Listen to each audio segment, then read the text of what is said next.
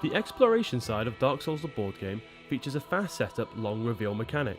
The game gets you into the action faster and builds the locations out as you explore. The setup is minimal, mainly just building a couple of decks of cards and laying the first tile down. There's a couple of ways to play Dark Souls the board game, but the standard way is to choose the main boss you want to take on and then select a mini boss from those you have available.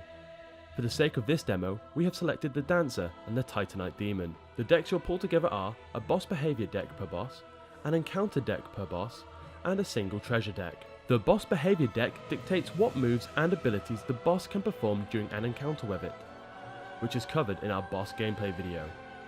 Each boss has a number of unique boss behaviour cards. To build a deck, simply deal face down a number of cards as determined by the difficulty level of the game session. For a standard game, you will face a mini boss and a main boss. If you have a mega boss add-on, you can extend your game even further to include this as an extra challenge. Or you can just make this the main boss. The treasure deck is pretty straightforward. It includes a number of standard treasure cards, a number of rare cards such as armor sets and weapons, and any boss specific treasures. Shuffle this deck and place face down. The encounter deck is as easy to put together. You will need an encounter deck for each boss you are facing, so in our example there will be a deck for the Titanite Demon and the Dancer. Each deck is made up of the boss card and 5 encounter cards. Each deck is shuffled before being ready to go. Note that there are 2 types of encounter card. The easier encounters are used in the mini boss encounter deck, while the harder encounters are used for the main boss encounter deck. This means the game scales in difficulty, so the further you progress, the harder it gets. The final step is to gather the location tiles for the area you want to explore. Place the bonfire tile down on the table and shuffle the rest. You are now ready to play. To explore, choose an unexplored exit from the current tile you are on and flip a location tile from the pile. Place this tile exit to exit with the current tile and move your models onto the first node. Now flip the top card from the relevant encounter deck. So in our example, this will be the encounter deck for the Titanite Demon mini-boss.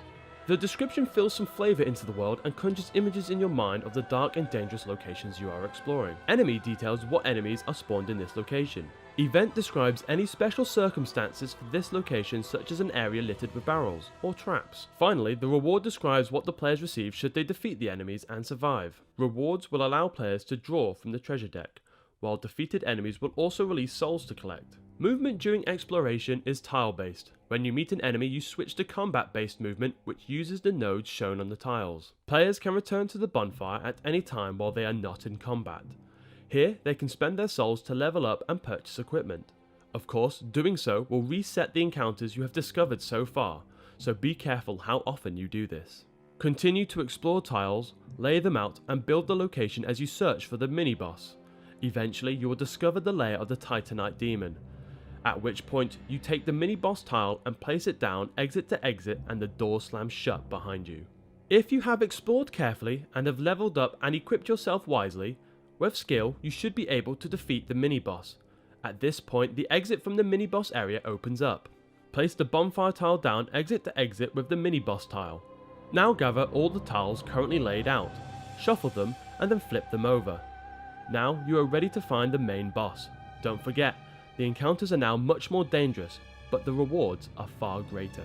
Continue exploring as before, gather resources, find armor and weapons, before facing the Dancer in a fight to the death. There are plenty of other nuances that add details to the game that you will find in the main rulebook. For example, gravestones will allow you to reveal a boss behaviour card to give you a forewarning of what the boss is capable of, which will allow you to prepare accordingly. And, well, there are the invaders.